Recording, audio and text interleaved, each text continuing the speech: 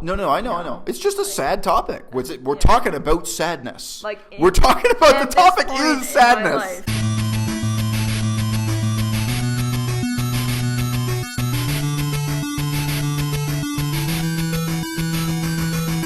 À-bas-le-ciel. You've probably already guessed what this video is about from the title. The background to this video is that lately, step one was we watched this garbage video from a natural vegan in which she repeatedly tells vegan gains to get professional help. Not just vegan gains, but anybody who feels that they have postpartum depression or No, like anybody who hates kids, anybody who doesn't want kids in the same way vegan gains doesn't want kids, anybody who already has kids and regrets having kids, who's kind of like a broad set of right. like anybody who regrets having kids. Right. It's like get professional help. And I thought that was a really sanctimonious and insincere thing, and it really made me stop and reflect in my life. Like, dude, most of the time there is no professional help. For these questions we're talking about, for these problems, really there is no professional help. And we've seen a number of different YouTubers talk about how suicidal and depressed they are, despite having lives that are basically completely devoted to their own self-indulgence, permanent vacation, or what have you. For me, I mean, I don't care about Kalel. Kalel is vegan. And we stumbled on her channel the other day. You asked me, is she vegan? And I said, yes. And that is the only interesting thing about her channel. I have nothing else interesting to say about the Kalel phenomenon. But yes, she is vegan. Yeah. And she had a video up with a black thumbnail, all black on screen, talking about how depressed and suicidal she is. We hear from people across the spectrum how they're teetering on the edge of, suicide, self-destruction, depression, often in the midst of lives of relative opulence, self-indulgence, where they're just living for their own entertainment and what have you. Yeah, she acknowledges that too. At the beginning of the video, she said, if you want to sit and listen to all my white people problems, first world problems, then listen to this 45-minute monologue about how depressed and suicidal I am. Yeah. But I would even say, this was kind of touching on, we watched a documentary last night that was closer to an art film. It was a documentary. It presented itself as a documentary film. It was really more like an art film. And it included looking at people who are living in these gated communities in the United States where they're objectively rich. They're living in, objectively very expensive conditions, expensive cars, expensive homes, expensive golf courses, and they're miserable. Now, look, I just want to say this. So to make a comparison to earning money, I've earned remarkably little money in my life. I lived a wonderful life, full, enriching, what have you. But if someone said to me, well, Eisel, you're a smart guy, why haven't you earned more money? Which once in a while people say to me. Once in a while people say that to me. They say, why didn't you play the stock market or something? One of the realities is I didn't earn a lot of money in my life because I was not trying to earn money. That was not my objective. I didn't go to Cambodia to earn money. I went to Cambodia to live in poverty. More than just that, but I didn't go to Laos to earn money. I didn't go to First Nations University to earn money when I went to study Korean and Ojibwe. Most of the major decisions I made in my life were not about earning money. What I was doing with my time and energy was not earning money. So it's not surprising that when you look at my life as a whole, I haven't earned that much money because that wasn't what I was trying to do. What's extra strange about some of these examples we see on YouTube, which are very real, very raw, first-person testimony, it's really different from reading an article in a newspaper. You see someone sit down on camera and tell you that they're suicidal, tell you that they're depressed. It carries a lot of weight. It's very real. And this is one of the great things about YouTube, even if I'm not interested in these particular examples. I'm not really that interested in Jacqueline Glenn. I'm really not that interested in Cal. These people are not that interested in me.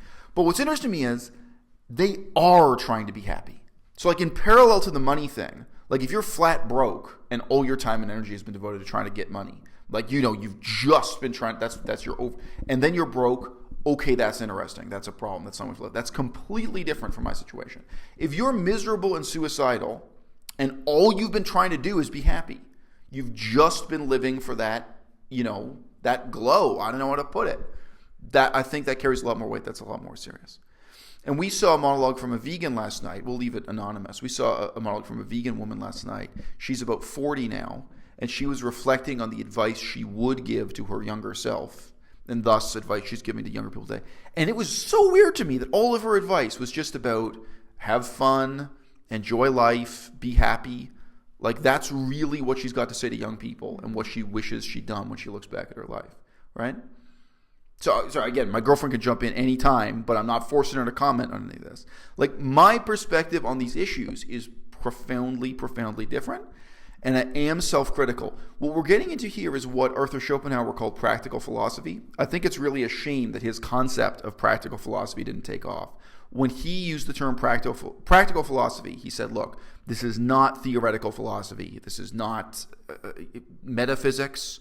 This is just talking about how we live our lives, how we think about our lives, how we feel about our lives, how we live as a separate category. And that needs to exist alongside the more metaphysical, abstract, theoretical, and indeed political questions in philosophy, right?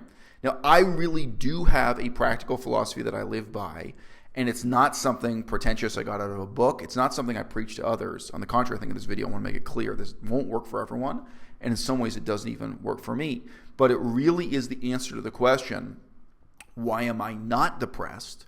Why am I not suicidal? Now, why am I not miserable like Kalel or something? But also, when you look back at different points in my life that were really dark, really horrible, intersections in my life, whatever you want to say, moments of change or devastation, why was I not suicidal? Why was I not depressed then, right? So like implicitly in many, many of my videos, you'll hear me talk about what I'm doing in my life and why I'm doing it in terms of two categories. I talk about research and humanitarian work.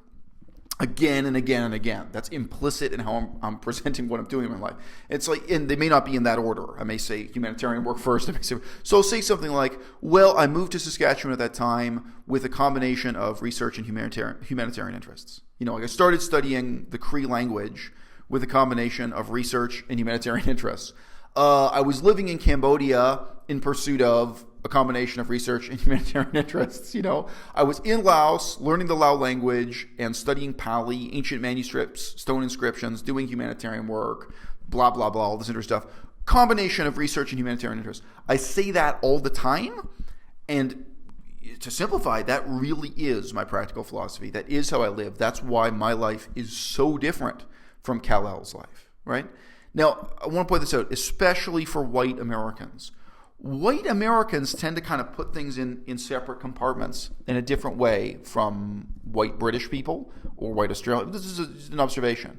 Like for white Americans, I think a lot of the time, like religion is a separate category and politics is a separate category.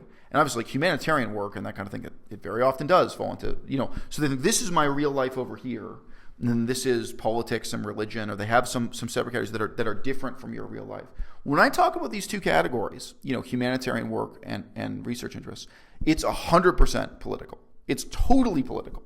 The research I'm doing is my political life. And the combination of research and humanitarian interests, that is my real life. You know what I mean? It's not like separate from that. There's the real me and who I really am or how I really feel or what's going on. That is, it's not in a separate category, So, some people know what I'm talking about here and some people won't. I once heard a criticism of white culture by a black American pimp. He was one of these guys who'd been a pimp and then retired and wrote an autobiography that was a hit book about what it's like being a pimp. And the interviewer asked him, he said, why do you think that the behavior of black pimps, African-American pimps, is so different from white American pimps? And that was his reply. He said, white Americans always want to have a separate category where they say, this is the real me. This is who I really am. This is my real life. And it's separate from my job. It's separate from my passion. And he said, I don't do that. We don't, like people like him don't do that. He said, if he embraced, like the identity of being a pimp is who he really is. That's his whole thing. You know what I mean? Now, anyway, obviously in some ways a bit of a dark and morally dubious example, but I still think that that's a really interesting point. And I did feel that when I was talking to other white people in Laos, Cambodia. I remember I'd have conversations with people and they'd kind of ask so who are you from? What are your interests and stuff? Sorry. Who are you? Where are you from? What are your interests? Those kinds of questions. And I'd have to say back in the least pretentious way possible, look, at this point, I'm from here. I've been living in Laos for 2 years. I don't have any other home to go to. I don't have a circle of friends waiting to meet me back in Canada or something. I don't have an ongoing life again. This is where I'm from. This is what I'm all about. These are all my interests. All my energy and passion is going into this research I'm doing in Laos, this humanitarian work I want to do, and that both categories are totally political. You know what I mean? The humanitarian work is linked to political aspirations. The research, even if it's historical research, is all politically loaded. It's part of my political life. Like, yeah, this is what I'm about. So, of course, even living in real poverty in Laos, even living in conditions that are way harder than what Kalel is living in, no shade, but I was sometimes living in really, really rough conditions with the mosquitoes and the malaria and the leeches and all that stuff, but even when I lived in the big city, my conditions were pretty rough in Laos. Anyway, I could talk about it. But I was not depressed. I was not suicidal. I was happy as hell. I was doing stuff that I found really meaningful. I guess the only other thing, this is a really, really short thing, I don't think of life in terms of suffering versus not suffering. I think of life in terms of the distinction between meaningful suffering and meaningless suffering. You know what I mean? That is also a difference for me and all these people, because I said we watched a whole bunch of different videos lately, this documentary. It's like I don't see my life in terms of avoiding misery. I see it in terms of I want to embrace and engage with the misery that I think is meaningful and rewarding and leads to something useful. You know what I mean?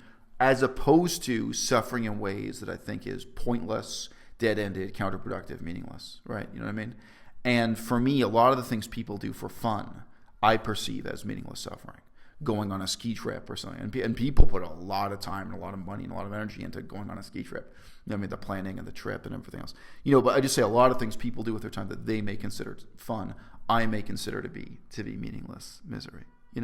So look, now I said before, I pressed this, that I am self-critical. I don't think this is a solution for everyone. I don't think this is a practical philosophy that will work for everyone. And I'm even critical of the extent to which it does not work for me, or it has bad results for me. It has bad outcomes for me, right? I've been through some really dark periods in my life. When I was in Cambodia and I quit my job, I wasn't fired. I quit for ethical reasons because my employer was doing things I considered immoral and unethical within the humanitarian nonprofit sector. So I quit on point of principle. And it was like I'd put so much effort into learning Cambodian as a language.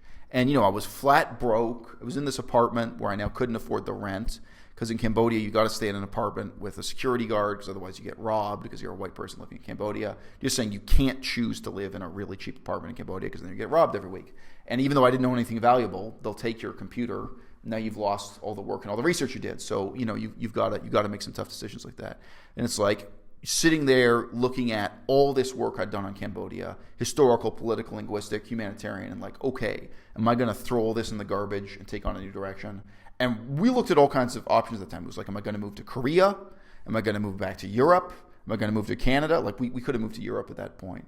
Me and my ex-wife, there was like all these different options. Or, am I going to double down on Cambodia? That could have been another thing to say, no, damn it, I'm committed to Cambodia. I'm going to move to Siem Reap and get a low-paying job in the tourism industry or something. You know what I mean? Like, I'm going to stick with Cambodia. I'm going to stick with this, even though it's a bad option in some ways. I'm going to double down on this commitment. There were times like that. That's a really good example where living by this philosophy leads me to a point that nevertheless is really bleak, is really depressing, what have you. I've got to say, though, at that juncture, that's a good example. I wasn't depressed. I wasn't suicidal, because all of those things are still meaningful to me in principle, right? Like the humanitarian work I do isn't pointless, even when it's ended badly. You know what I mean? Like even when it's come to a conclusion, which is me quitting the job, me quitting humanitarian work over a point of moral principle. You know what I mean? I'm not going to feel bad about that because that's something that's still meaningful to me now. It's kind of the meaningfulness of it continues on past my ability to actually practice that or do that in that context in Cambodia. And you already know this, but in some ways, exactly the same issues that animated me and motivated me in Laos and Cambodia motivated me when I got back to Canada, when I was in Saskatchewan and enrolled. It's a totally different situation.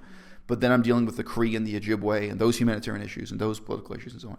So it really, in that sense, remains something very positive for me, even when my life is in a situation of total disaster, total ruination. You know what I mean? When it's objectively a very depressing situation. Ultimately, for me, this philosophy of life, it isn't about making myself happy. It isn't about my own education or my own, erudition or something. It is ultimately about outcomes. It's about making the world a better place. It's about having those those impacts. So for that reason, it's necessarily a source of suffering when I can't have those outcomes, when I can't make a positive difference, which is what motivates me to live this way in the first place. It is weird for me to watch that one video where there's the vegan giving advice to younger vegans saying, just enjoy your life, just have fun. She also said, like, don't fall in love.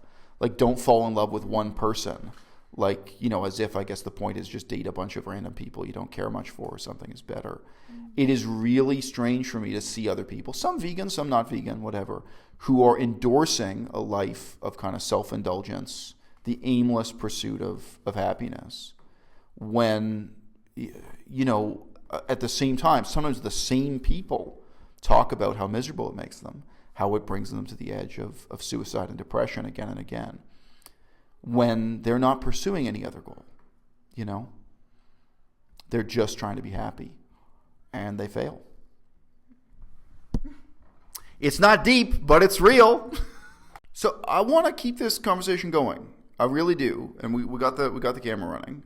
But look, you know, one theme touched on in the video we just recorded is this idea that there is no professional help. Professional help for some things, not for others. A lot of the time, people will just tell you get professional help. For you and I both, a major source of stress and unhappiness in our lives is our career path. How to take our education and get a career out of it, this kind of thing. Yeah. And of course, it's a reason to be unhappy. It's a reason to be depressed. I mean, it's a reason to just be miserable, whatever. I mean, it's a real problem most people deal with. Definitely more than 50% of people deal with in the modern Western world. Now, my experience, even going to people where their job description was career counselor or job counselor, like where they have a door and the sign on it says career counselor, my experience of that really was, you know, like there is no professional help. You'd go to the people who are supposed to give you professional help, and there really is no professional help. And I mean, your experience was, you're just talking a little bit, when you would say to people openly, like, you're really unhappy because of your job and career situation, and they would say to you, well, why don't you get on Xanax, or why don't you get on antidepressants? Like, they would treat it as a psychological problem. I guess you could say they would internalize the problem instead of ever wanting to deal with, like, the material world, like the outside world reality of it, planning for the future or what have you. Yeah, I don't think anybody felt comfortable saying that. You know, of course, my parents would say you should pursue this career. You know, you'll make a lot of money if you do this or this. But, you know, my friends were not going to say you should, you know, get out of your relationship. You should, you know, do something else with your career. Right. Yeah. Yeah, but I mean, it's kind of the most obvious thing, and it's weird that it's receded in the background is you're unhappy because of the reality of what your life is. Therefore, change the reality of your life. You know what I mean? Like, for most of human history, that was the only option, aside from getting drunk or using opium. We've had opium for all of human civilization. It's not a new drug. We've had it for thousands and thousands of years. You know, opium and alcohol have been around. But I mean, but on the surface, it doesn't seem that bad. You know, like some people that I talk to, they're like, life could be a lot harder for you. Like, you know, your life is pretty good. You know. Okay, but I think that's right. No. But that's why I put the emphasis on meaningful versus meaningless. Right. Mm-hmm. Like, it's not about is it objectively bad. It's about is it meaningful or meaningless. Right. Like, you can earn a good living as a tax accountant doing accountancy for taxes. Mm-hmm. But if you find it meaningless, you know what I mean? And some of your work has been pretty close to doing taxes. I mean, it's been paperwork. You know what I mean? Mm-hmm. And, you know, the work I did, like trying to solve the AIDS crisis in Cambodia. Sorry, no joke. That was some of the humanitarian work I did. Yeah. It also, it maybe involved paperwork. It may involve numbers. Like, it involved a lot of math. A lot of it was detailed mathematic research. But it's meaningful to me because it's connected to something humanitarian, something political, and research-based. Obviously, I'm learning a lot of new stuff about AIDS in Cambodia. Right. You know, that's only one example of a project. I was involved with a whole bunch of different projects. What was another one mentioned in my CV? You know, the project about labor conditions in factories in Cambodia. Now, you know, like objectively, me sitting at a desk doing some of the math might look the same as somebody working on taxes, you know, or doing accountancy. You know what I mean? Mm-hmm. But there's a meaningful versus meaningless distinction there. And I think my salary, you know, I don't remember, maybe it was $800 a month or something. It was a really, really low salary. And of course, you have to pay for your airplane ticket, around the world to fly to Cambodia and do the work. And you have to live in an apartment building with a security guard because downtown Phnom Penh's dangerous and so on. There are all these other costs built into it, Yeah. Yeah. But that's I'm not upset right now. No, I know. It's just a sad topic. We're talking about sadness. We're talking at about the this topic point is in sadness. my life, at this point in my life, Right. I have never been happier. I know. So I it's noticed. weird to talk about it. But you float around the apartment blissed out sometimes. Yeah. I'm trying to work out and you're just sitting there on a cloud smiling at me, staring at me with stars in your eyes. Yeah. No, I know. You literally float around in a haze of I know. So I'm definitely not talking about right now. But you're blissed out. But we also talk about that in reference to the future. I sometimes say to you, look, I know you're really happy now, but I have, my job takes up very little of my time here. We both have a lot of free time. It's maybe when we get back to Canada, things are going to be much more stressful. It's going to be harder for you to be happy in this relationship. So I sometimes warn her that way too. Don't take for granted that right now we have this relationship in kind of special circumstances, which is a great way to start a relationship. It's great to start a relationship with 6 months where you spend a ton of quality time together. But I just want to come back to this. But your point is, a lot of friends, a lot of people in your life would just say to you, well, objectively, it's not that bad. Objectively, you don't have anything to be unhappy about. Right. But you're what we're depressed, talking, you have anxiety, you should. But what we're talking see about, a therapist. You should right. maybe get professional help, or right. Some other kind of psychotropic drugs. But what we're talking about here is so subjective. It can't be about objective reality. It has to be about, subjectively, is your life meaningful or meaningless? Are you enjoying doing what you're doing in life?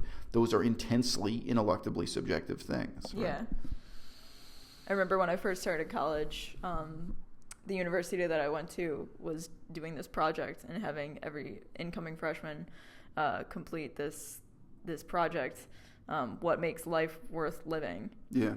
I just remember that being a really depressing topic for me because at the time I didn't have a good answer, and it was something really that to think about. Some people had goofy answers complete collection of Nintendo 64 games or something. Yeah, sure. Yeah, and I guess for some people that does make life worth living.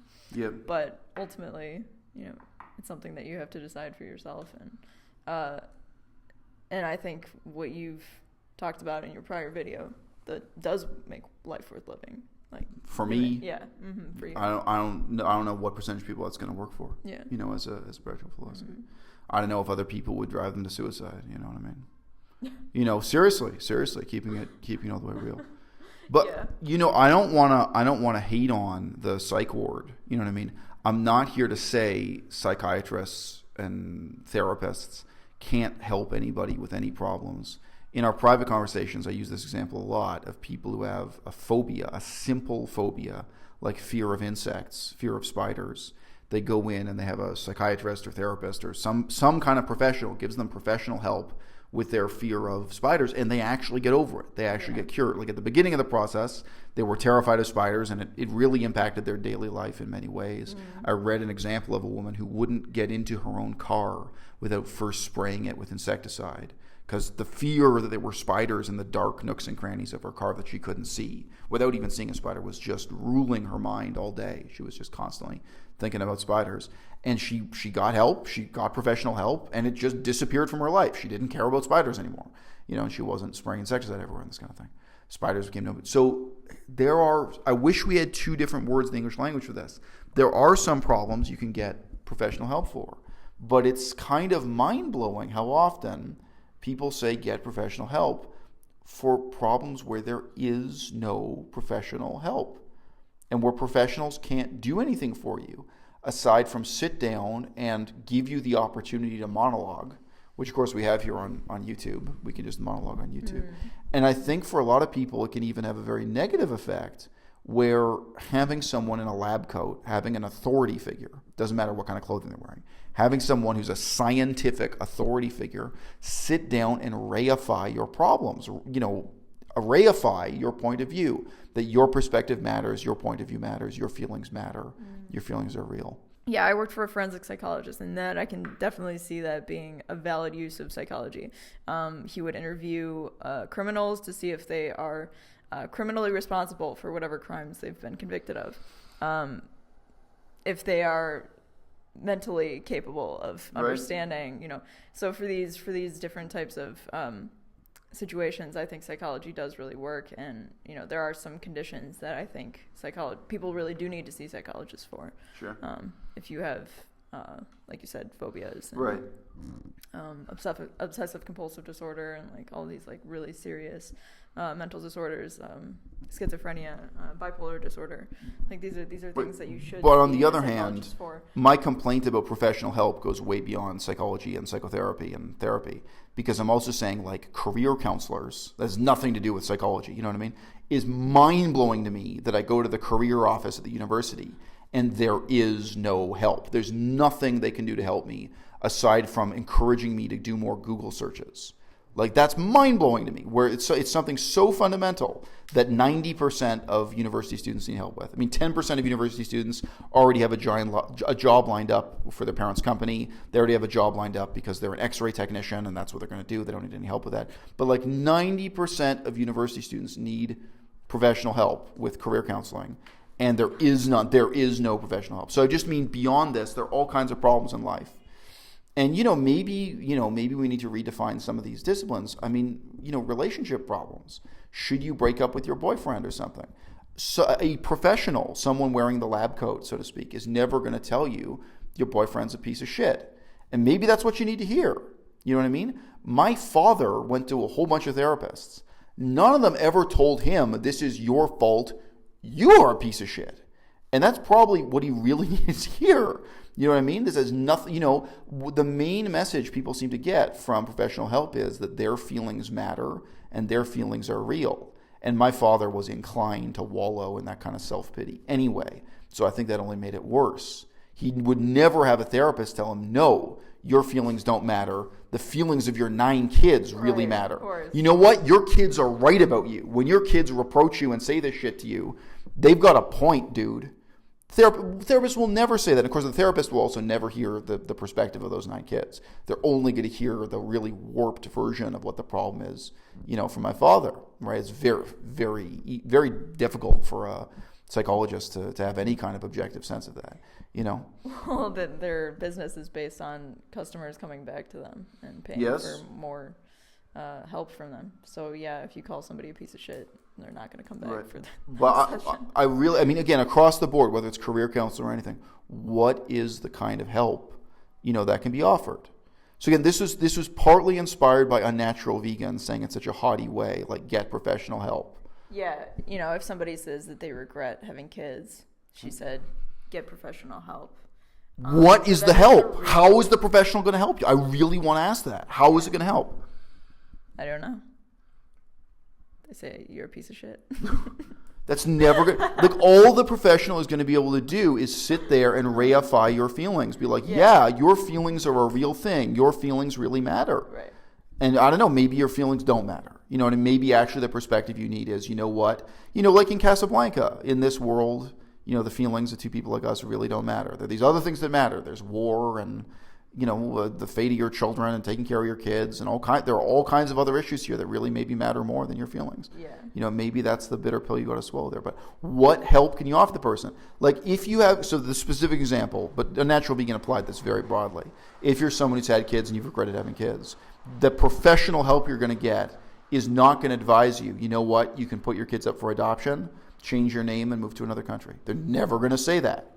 But we're talking about a very small minority of people here. We're talking about a few dozen people in the whole United States. Maybe that is the answer. You know what I mean? There are some people who are terrible parents and probably should hand their kids over to be wards of the state. We saw one of them on YouTube also not too long ago. And I think 2 of her kids became wards of the state, remember, already. Yeah. So there's she had a whole bunch of kids, and some of them were going to be taken away by the state and not others and so on. For sure, there are people who probably should give up legal custody of their kids and go on and start a new life because this is not for them. There are all kinds of reasons for that, obviously. But psychological reasons inclusive, you know what I mean? Professional help, it's kind of ridiculous, but even a career counselor who's not able to tell you that you should quit your job. You know what I mean? It's ridiculous. But I guess it's the word, when you put the word professional before the word help, people just assume that there really is some help that they can offer. I hit a really tough point in my life where I was looking around at the Buddhist monks I knew, because I knew all these Buddhist monks from years as a scholar of Buddhism. I was like, well, why can't any of you guys help me? I just need advice about where to go from here in terms of Buddhist scholarship and my career and what have you. You know what I mean?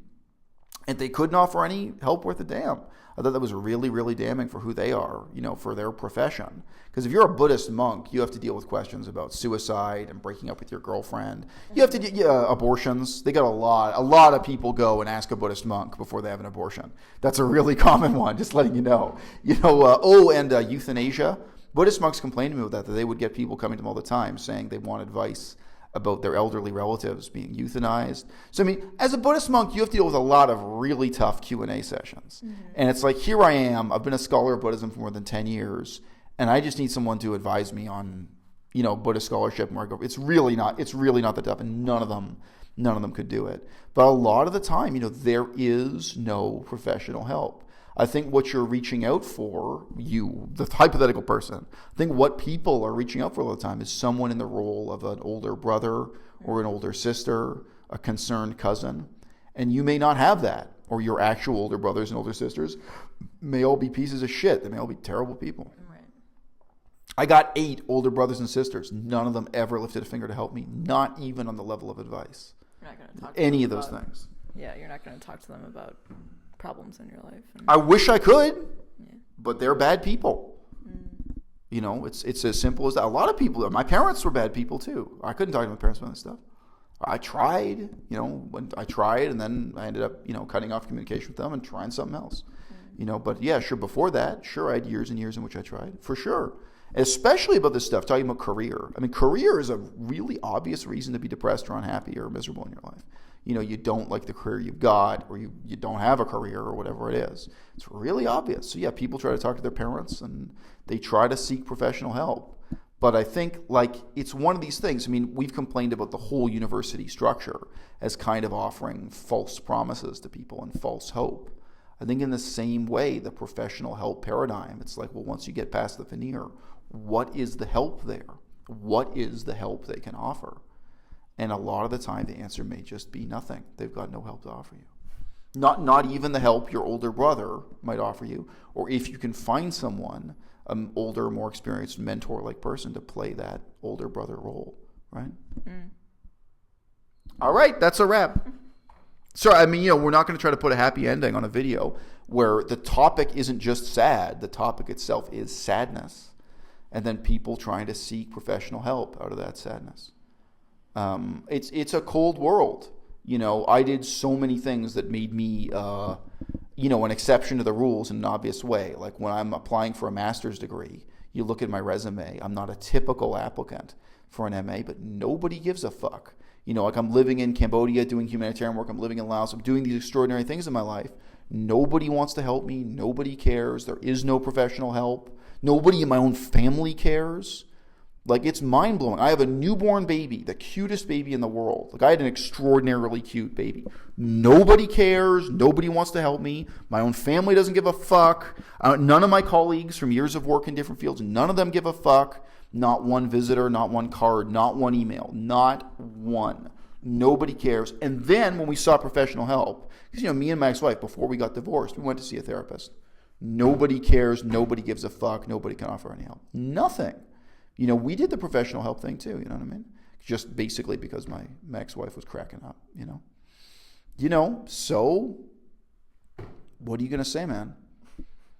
In 2017, the model of medicalizing and medicating all problems, whatever your problem is, you can take an antidepressant, you can take an SSRI. I think that's crumbling and falling apart, right? Some people are still using SSRIs, but that hit its peak probably in 1995, and it's been a long, slow decline. Cigarette smoking hasn't gone out of fashion entirely either, but the religious belief in antidepressants is on the way down, on the way out, And now that that's dying, that paradigm, what is the help that's looming for you behind the beguiling neon sign? Professional help. Get professional help. What are you going to say about it? Yeah. The other day when we were talking about this, I just said, maybe I've been brainwashed into thinking like, you know, professional help, it's a legitimate thing. If you're having problems, you know, I have heard it so many times from on TV, like in the media, from people in my family. It's easy to say that they're authority figures, and you should trust them. And the flip side of that is a lot of people get disillusioned with the authority figures and then feel the authority figures are in some kind of conspiracy against them. So Henya the vegan, Henya Mania, she just had a situation where she goes to one doctor and gets a prescription, goes to another doctor, and the two prescriptions have a conflict. She's on antidepressants that conflict with her stomach meds, and it could have killed her. You know what I mean? One of my catchphrases is that, you know, part of maturing as an adult is that you realize behind all authority is mere authorship. You know, you don't regard doctors in the medical establishment as being anything other than regular people who've read a couple of books, or in some cases who have written a couple of books. You know, they're just like you and me. They're making these recommendations in a totally human, flawed, imperfect way. You know, you're not looking to them for something they can't offer you. You're not looking for something that's not there, and therefore you're not disillusioned with it. But yeah, that's really tough to swallow. You know, I knew a guy, he was a new psychologist. So he did the full, you know, many years in university. But I believe it's easy to mix them up, psychologist versus psychotherapist. But I believe he was a full psychologist per se in Canada. And I said to him, because he was really complaining about his clients and the whole practice. He said he was in downtown Toronto, and most of his clients were millionaires. It's just as it happened, you know. And he was so pissed off. He said, all I'm dealing with are, you know, stay-at-home, like unemployed wives of millionaires who do shopping therapy, you know, trying to feel better about themselves when their life is a long series of indulgences in like Louis Vuitton shopping bags. So that was like, I'm paraphrasing, but that was almost exactly what he said to me about his clients. And my reply to that, I said to him, don't you think it takes a certain level of kind of maturity and even really like philosophical engagement or philosophical yearning for someone to come to you as a psychologist and say, you know, I want to change the way I'm living. You know, I want to change the way I think and the way I feel. I want to be a better person. Like, I'm not happy, and I want to be someone different. You know, I want to change something about, you know, how I perceive the world and how I live. So don't you think that like, even in these cases, even if you hate your clients, don't you think that reflects a fundamental kind of maturity and philosophical questioning, you know? And you know what his reply was? I'll remember this. I'll remember this until the day I die. His reply was, no, all they think is, I'm broken, fix me. I can totally see that. Yeah, I can totally see that. That's pretty dark. Okay, so we did end the video on a positive note. We ended the video.